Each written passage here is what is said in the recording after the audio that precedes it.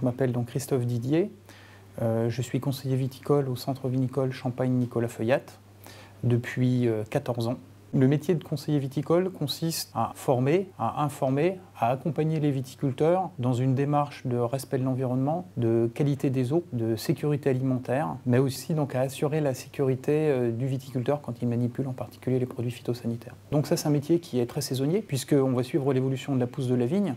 Donc évidemment, on va faire différents travaux selon la période de l'année. Au printemps et pendant l'été, on va s'arranger pour faire des observations de manière à suivre l'évolution de la pousse de la vigne, suivre l'évolution aussi du parasitisme. Donc de là, ça nous permet de pouvoir définir des messages d'information auprès de nos viticulteurs. Pendant la période des vendanges, on est aussi beaucoup en déplacement, on va dire, chez nos adhérents, pour faire des bilans d'essais. On est à peu près 20% de notre temps en déplacement, en train de faire donc des analyses de terre, en train de conseiller aussi ou de répondre à une sollicitation de nos adhérents sur des choix de porte-greffe, des choix de plants avant plantation, de la préparation de terrain aussi. 20% du temps, on est aussi chez nos viticulteurs pour faire des bilans fin de campagne, pour leur apporter une réflexion sur, par exemple, de l'air de lavage du pulvérisateur. Et puis, donc, plus de 60% du temps, donc c'est de la partie administrative.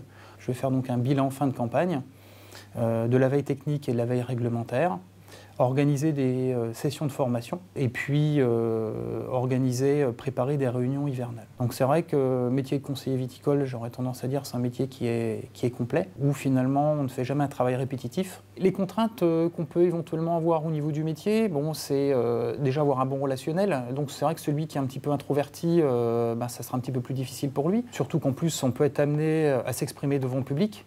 Donc c'est toujours un petit peu délicat dans ces cas-là.